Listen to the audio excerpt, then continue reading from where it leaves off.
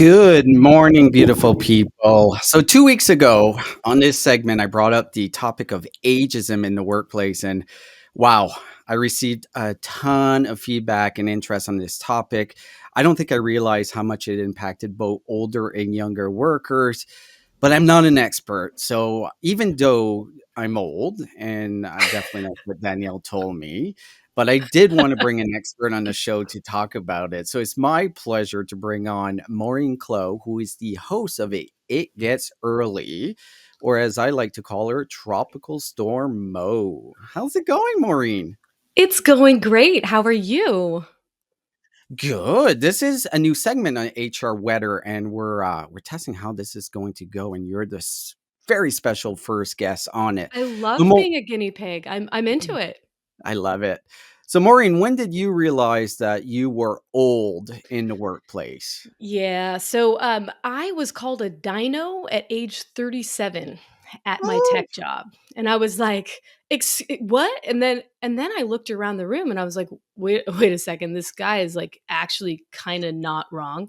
Like I'm one of the oldest people here. And it just struck me as absolutely insane that that was the case. I'm like, where do all the older people go? It doesn't really make sense. And also like 37, really? That's where we are. yeah. Um, and so I started kind of geeking out on it and asking people, do you see this? Do you worry about this? Am I alone here? And it turned out I was far from it. And everybody else was worried about it. Everybody else was thinking about aging out of tech or corporate. And I was like, why is Mm, no one talking about this? We have diversity, equity, and inclusion programs. And for some reason, age is just not on the table in literally 92% of cases, as PwC found in their latest study. So it's like we're only hitting it 8% of the time, and yet this is the one yeah. thing that you literally everyone. We're all getting older, aging is living, and it's coming for us all if we're lucky. So we really need to get ahead of this. But yeah, so I started doing a lot of research and talking to people, and I thought, why not have this conversation in public? And so I started It Gets Late Early, and that's how I feel about the tech industry. It really does. I was like, damn, 37. Yeah. Suddenly, I'm like the ancient person in the room. That there's something off with that. So that's what really kind of lit a fire under me. And, some might call what I'm doing like essentially a midlife crisis. And that's fine if you want to call it that, whatever. Like I turned 40 and I was like, what's happening? But I really feel so strongly that I'm only getting better with time and so is everybody else. And I don't understand why we have this bizarre bias against people who just so happen to Mm. be at a different stage in their life than we are. That's lunacy. So that's what it's I, all about. I I agree, and so working in the tech industry as myself, I was just shocked when I got very similar comments that I was old, and I've never felt old. I look really young, as you do as well. So when someone says you're a dinosaur, kind of hurts you, right? Like it's It's hurt. just like, why? Why do we do this? And also in other cultures, we look up to our elders as sources of wisdom and we Yeah, celebrate them. And they're like vaunted in society. And in our society, for some reason, we look down on them, we marginalize them. And it's, I just think, the most own goal sort of move ever. Like, why would we discriminate against our future selves? That makes no sense. so in my segment a couple of weeks ago, I brought up the topic of a survey that was done that 90% Oh of folks over 40 had experienced ageism in the workplace. To dig in deeper, 94% of those people reported to HR. And here is the shocking number: only 45% of those claims were even addressed by HR. So, why does HR not take ageism seriously?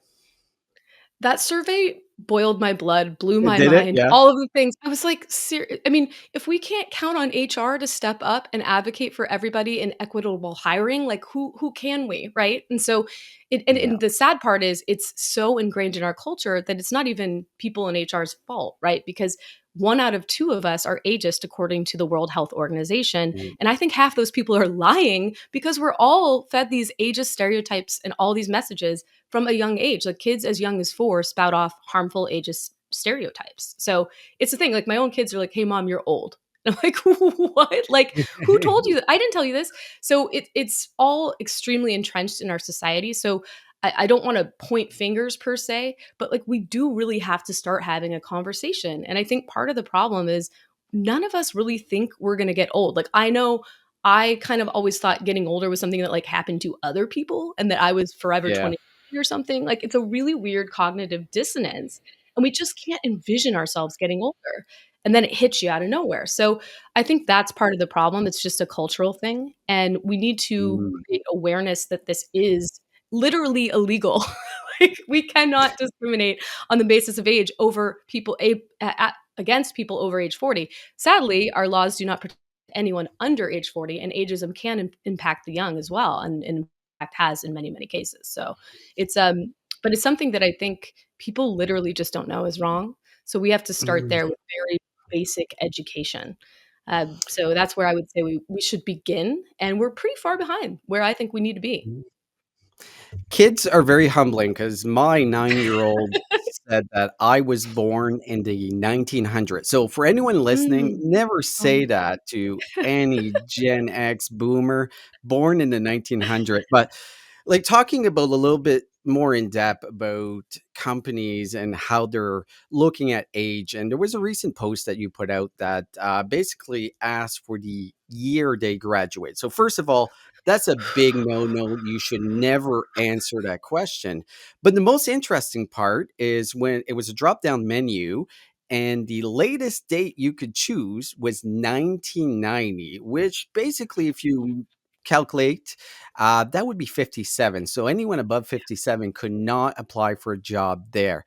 What happened there? Like, what was the cause of this? How did they miss that? Yeah, that was so upsetting. So my friend actually sent me this note saying, "Hey, look, I was trying to apply for this job. I was super qualified for it. I was so amped about it." And I was on their website and I went to input like a required field, which was date of graduation, and you literally couldn't select anything before 1990. And he was like, "Well, I guess I'm out then." So he sent it to me and I was really upset about it. And I found out that I went and I tested it myself. It was true. It was not working.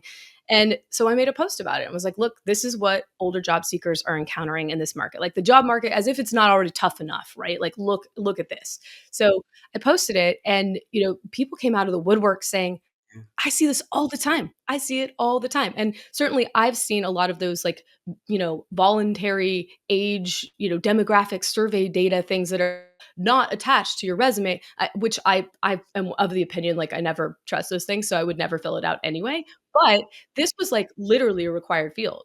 So that's what happened. The company, after the post blew up and went pretty viral, the company reached out and said, "Hey, we are so sorry, we made an error," and both a person in the chief people officer position and someone in sort of a people coordinator position reached out and said, "Hey, what happened was we were trying to take a job posting that was once an internship and copy that over to the ATS system, and so that 1990 date was entrenched." So yeah, I think internships should be open to people regardless of when they actually Yeah. graduate college, so, like, I'm not huge on that, but I think that's less ageism and more an assumption because typically, the average college graduate is 24 in the United States, for example, right? So, people assume that you would have graduated a little bit more recently, I get that.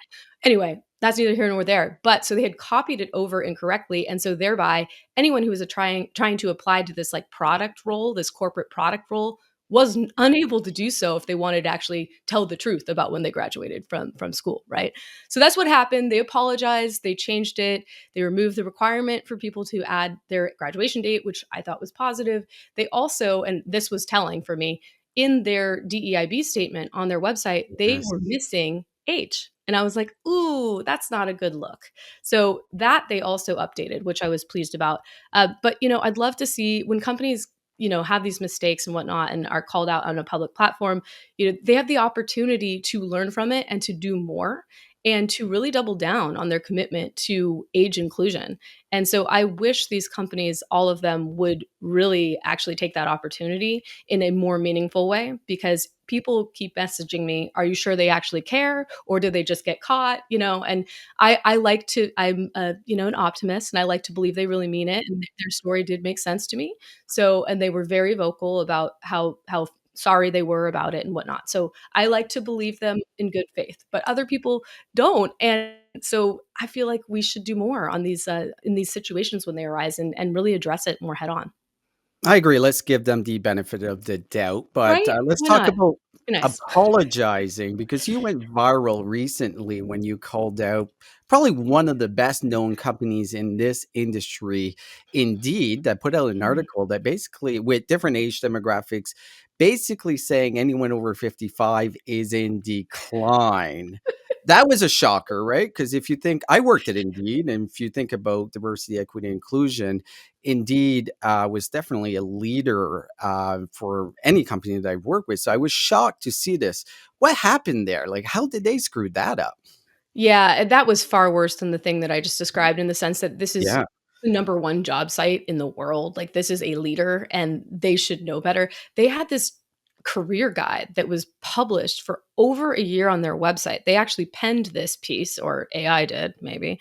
But it was this incredibly ageist thing. Like you said, it said that people over age 55 were in decline. It basically demarcated people's careers by age bands, which is also super weird in my view. Like, what are you doing? Why? Like, why do we have this weird sort of preconceived notion about different hurdles we need to hit by Mm. certain ages? Like, we need to stop this. It's bad for the young. It's bad for the old. Anyway, so they had these different stages, and then within the guide itself, they actually had extremely harmful narratives. So they said, for example, that when you hit 45 to 55, you're in late career, and you should probably like stop learning and look for people who could be your successor. And I was like, hold on. Also want to underscore their CEO is 55 or 56, so he's in decline. So cool. But so yeah, this I think the fact that this existed is really emblematic of how entrenched the ageism is, right? They at Indeed essentially were sort of publishing what is the popular notion of people as they age in their careers. They were reflecting, unfortunately, what a lot of society thinks about people getting older in Yeah. the workplace.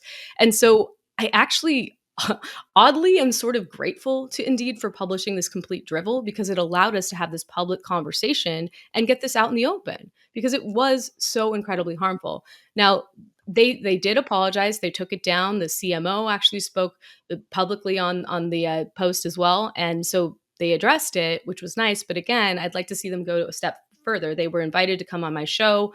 They had expressed interest even at the C levels. We were trying to coordinate the interview, and then suddenly their crisis comms team came in and was like, "Yeah, they're not showing up." So anyway, All right, tropical missed storm Mo. opportunity. I would love to get the panel's reaction to this. How about we jump to them? So, Adam, as the oldest person on this panel, I'm just curious, what's Mhm. your thoughts around this? Ageism is real. Ageism is real, and I'm talking from the viewpoint of a recruiter who's in the trenches. And I think a lot of companies use the term overqualified, right? That's like an easy way of Yes. saying that someone is too old. And I really push back. I am a pro candidate advocate. I push back as much as possible as a recruiter and ask, provoking questions. What makes them overqualified? Like what is it? What is exactly? Do you not need that value within an organization? And it's a tough one. And I also experience it with my friends. I have a lot of friends. I'm just for level set here. I'm almost 46, and it came quick, right? All of a sudden, Yeah. we're looking in our rearview mirror, and we got these kids coming up behind us who, where we were 20 years ago, and they're more affordable, quote unquote, for a company's perspective, and it's reality here. And as you go up the pyramid in your career, there's going to be less opportunities up the corporate ladder. So it makes it even tougher as you get older. So that's another element when we're talking about ageism is a reality, right? There's less positions available at the top. So you put those two factors together and it's no bueno. Agreed. No I'm bueno. curious to know what Danielle, what you think as far as because I think one of the biggest things is we need younger leaders, which are a lot of management right now, to start advocating for the older workers. What's your take on that, Danielle? I mean, I think that the best way to work is through teams and like working with other people. And so I feel like if you can find people of different ages that you work really well with, was something I've seen and that I've always admired is when an older person or really anyone from a team is able to bring their counterparts who they love working with to a new company. I think that's one of the best ways that you can kind of uh, keep people in the workplace and maybe keep ageism out. Is just focusing on their competency and focusing on like how well you can really work together as a team. I think that's one of the better solutions I've seen. Agreed, 100%. I think this is where mentors come in play as well on both sides. Yeah. And also, how are the older generation learn what the Gen Z keywords are? Because I just learned no cap. So, That's why I'm here. No, the real power is in multi-generational teams, and the companies that understand that, they're going to win the future. Awesome. Great chat, guys. Thanks. all right, let's Maureen, move on. I appreciate thank it. you for joining us. Tropical Storm Mo. This was awesome, guys. Thanks so much. Good to see you. Maureen, before you. we sign off, where could folks connect? Where could they learn more? So they can go to itgetslateearly.com, or they can find me on LinkedIn. I'm Maureen W. Clough, Clough. And yeah, I hope we can connect. So thanks so much for having me. I'm really glad to get the chance to have this conversation because it needs to be said. Let's get it in the open. Let's make people aware. Love it. Good Take care. stuff.